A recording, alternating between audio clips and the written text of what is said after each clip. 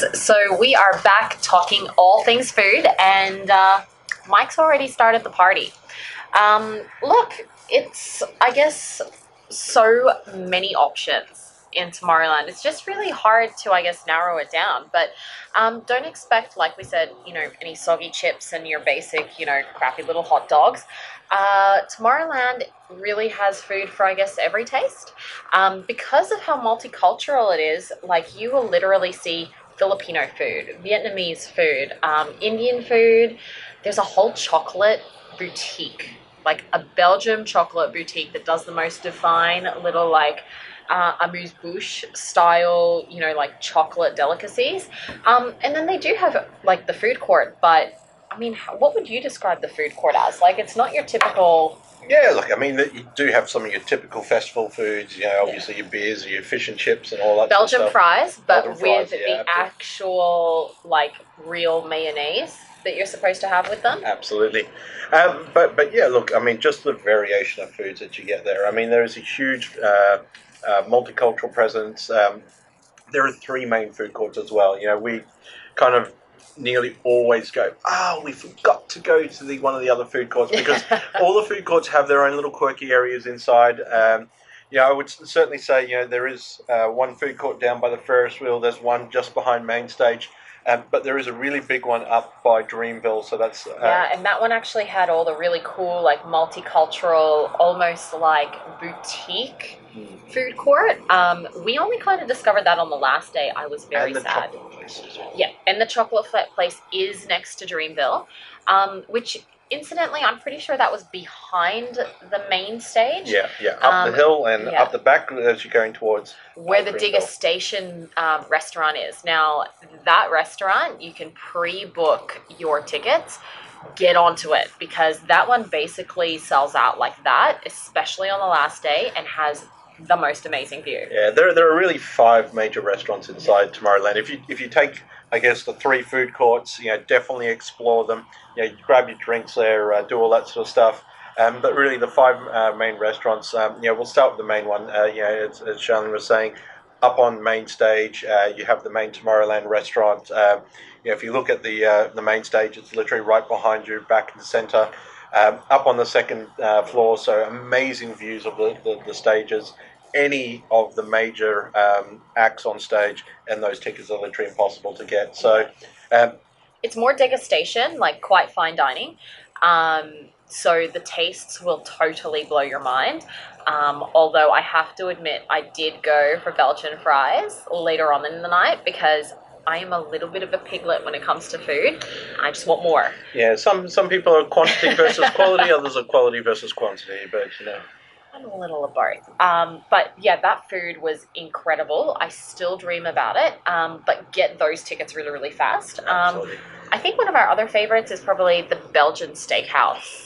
Delicious. That is one of the best. I'd probably say that one we probably book 3 times while we're in Tomorrowland. And they've got a couple of different options there. Now, probably importantly, at least in the past, all the restaurants have been basically circa 29 euros per person. But look, I'd probably say like 29 to 35 is like a good rough estimate, euros per person, because you pre-book the tickets before you get in there. But the cool thing about the restaurants is, if you're in the steakhouse in particular, you can do there's a small group. It's like for 2, which you get big steaks. You get your chips, and you actually get a salad and a whole bottle of wine as well. So how many places in a festival can you get an entire bottle of wine?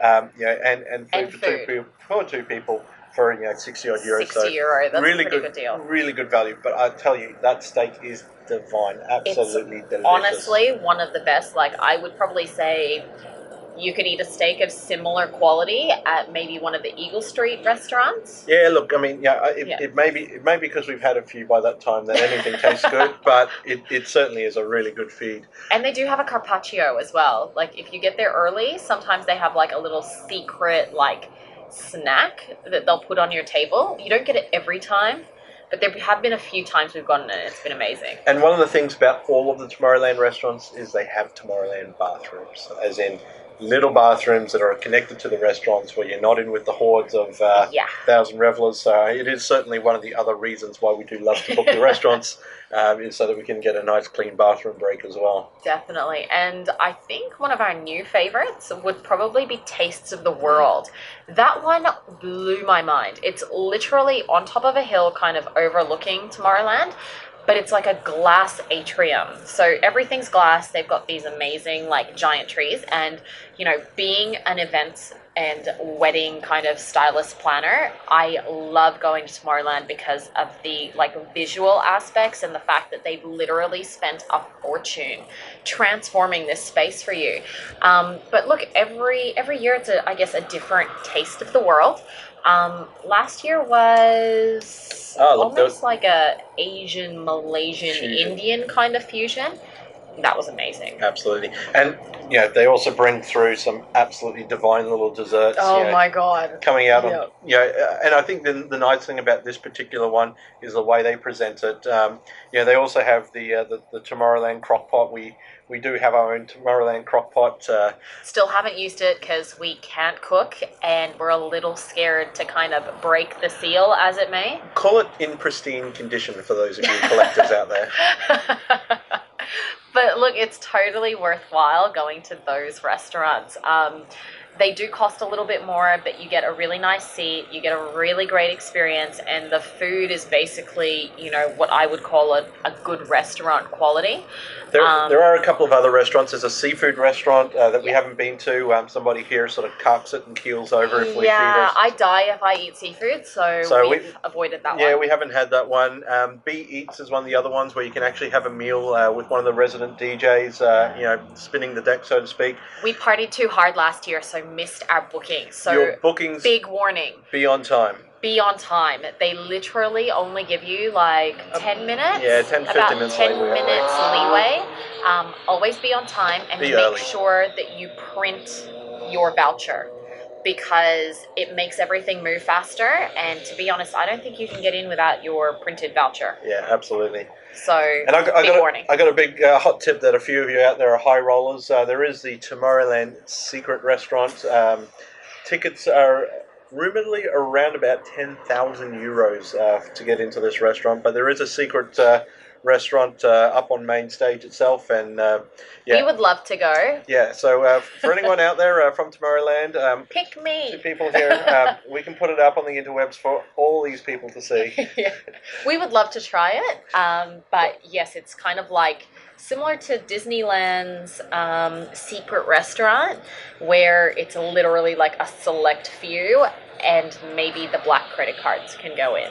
So I guess, you know, if we're looking at food, I mean, food in the festival goes hand in hand. You know, when you're having a few drinks, you know, I think that the nice thing about the food in Tomorrowland is there's so much variety, you can get what you feel like. So, you know, definitely sample the vendors that are out there, you know, go for the different experiences. Pair your drinks. Yeah, absolutely. I mean, they've got cocktails. Absolutely. They've got full cocktail bars. They had that really cool Lipton. The Lipton iced tea bar. Lipton iced tea bar where it was kind of like Lipton flavored cocktails. Yeah, it's the iced tea as in the Long Island iced tea type of iced tea, not the standard iced tea, although it is with Lipton nonetheless. But you can get a non-alcoholic version if you wish.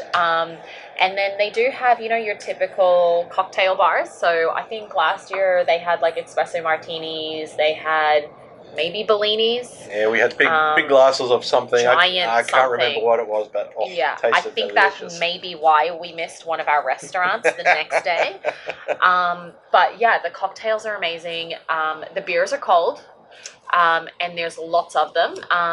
Lager is very, very popular there. Yeah, well, and so is the light beers as well. Yeah. So, look, I think if you look at, you know, I mean, Belgium being Belgium, right? Famous for 2 things: their fries and their beers, right? So and their chocolates. He's forgetting the chocolates. Yeah, sorry, 3 things. Yeah. So make sure you get down there. Make sure you sample all 3 of them.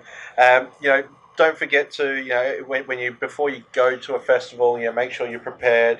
You know, particularly, you know, if you're coming in, you know, don't go in with a too empty a stomach, because you don't want to get there, fill up, and then feel lethargic. Because you can't leave and come back. Yeah. So do your big bathroom breaks before you get there. Have a good meal before you get there, and then that way, you're kind of pacing yourself with your alcohol. And if you're one of those, we went with some friends of ours, and let's just say if you are the type of person that once you've broken the seal, that seal is gone all night, and you need to go back and forth, hold it. Bear in mind, it is really difficult to get yourself prime position. You're really competing with, I'm not going to say 200,000 others because obviously they're spread across the stages, but main stage is probably at least 100,000 people. If you've got a nice little position and nature calls, well, you're in pretty big trouble and you're going to go back to the back. Although, if you're a guy, you are in luck. There are actually on the sides of the bleachers, so basically like main stage has your main kind of mosh pit area, and then they've got these really cool elevated bleachers. At the side on the bottom of each of those bleachers is actually a, what is it called? Like a urinal? Urinal sort of bolted onto the side of the... Totally not sexy. And from what I can recall... downwind. Yeah, I mean, the smell was pretty bad. I'll be perfectly honest, I didn't see anywhere where you could wash your hands as well. So, maybe don't sort of high-five too many strangers. But there is the option of that totally exposed to 200,000 people, if you don't mind going. And they're exposed, they're on the side of the bleachers. Please do not pee off the top of the bleachers down. Do it from the ground. Take a walk and go down and do it. But look, the bathrooms are really, really long lines as well. If you are drinking, try not to make the same mistake a guy made last year that Mike saw, who had obviously had a little bit too much. Yeah. And he came out of an actual cubicle and decided to wash his hands in the urinal, thinking it was the sink. Maybe stay sober enough to make that difference. The look on his face was priceless. If there was any time he wanted a camera, that was the time. So maybe have fun, drink, but stay sober enough to know the difference between a sink and a urinal. And here's a hot tip for you guys. If you're trying to work out if you've done the wrong thing, smell your hands. If they smell like mint, you've probably got the urinal cake. As women, though, I think we're pretty lucky. The lines are long. The bathrooms are okay. As mentioned, I do pay that extra amount to go to the restaurant bathrooms.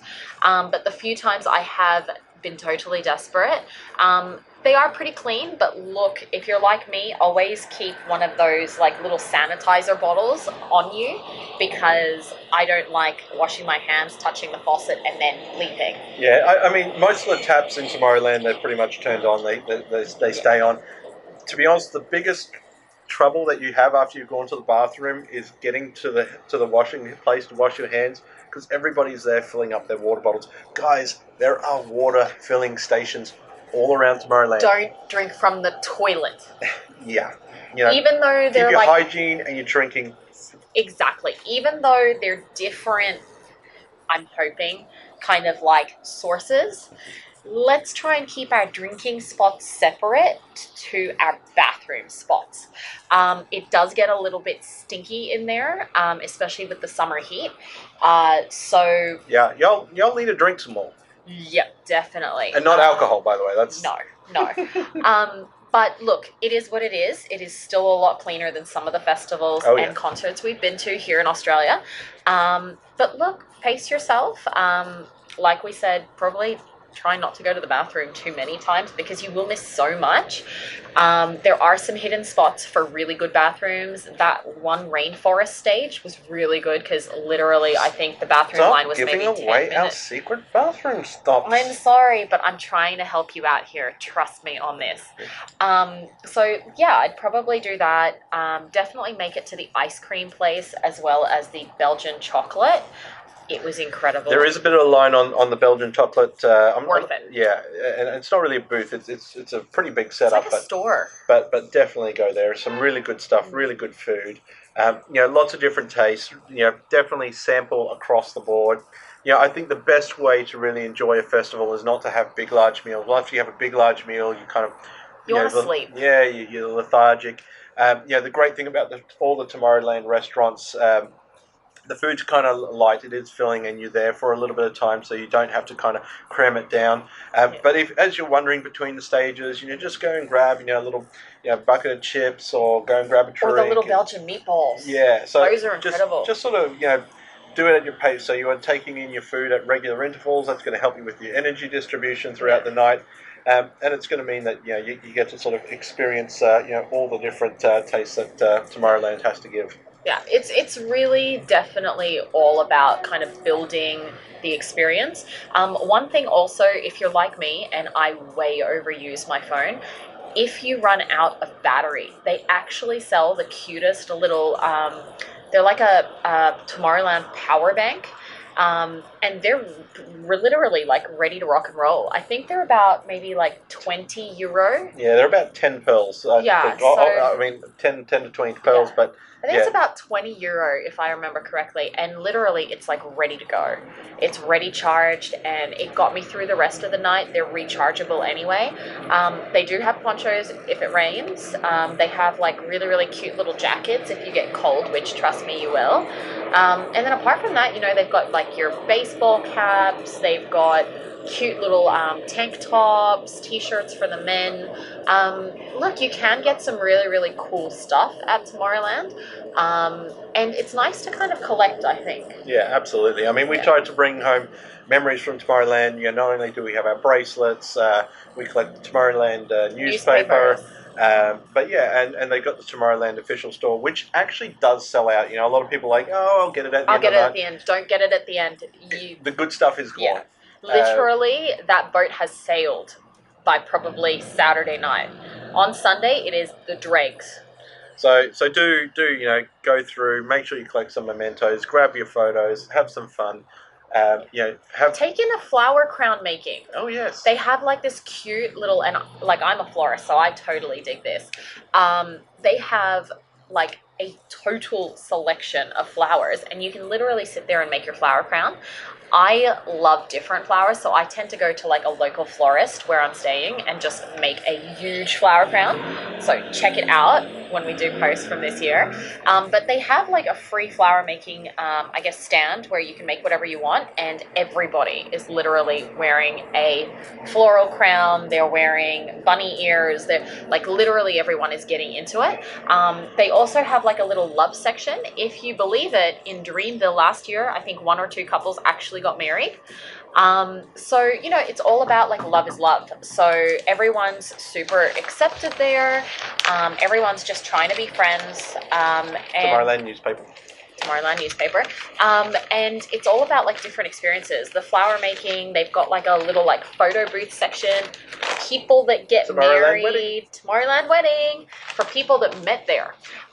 So yeah, it's like a really, really varied, different experience, I think. And you know what? For those of you from Australia or say from Asia, because there are a lot of us that actually travel, the minute you hop on a plane, I guarantee you'll find at least 1 or 2 people that are heading over to Europe for Tomorrowland.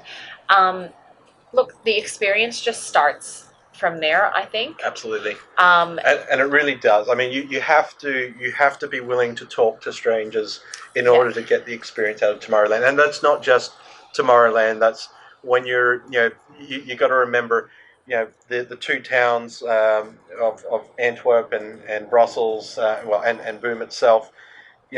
They really do embrace it. I'm sure a few of the locals really don't like all the havoc that we cause for the 2 weeks that the festival is on. But it is so good because when you go there, so many people are there to have a bit of a chat. Everyone asks you where you're from. Absolutely. And you make some really good friends. Like, look, I probably wouldn't recommend you make them like we did last year because we got stuck on a terrible, terrible flight. If you saw the news, you would have probably heard about it. But we made some really great friends who went to Tomorrowland as well, who also got stuck on this plane after Tomorrowland where you're a little hungover and probably not the best thing that you want to be doing. But like we still talk to them. So make some new friends, be open.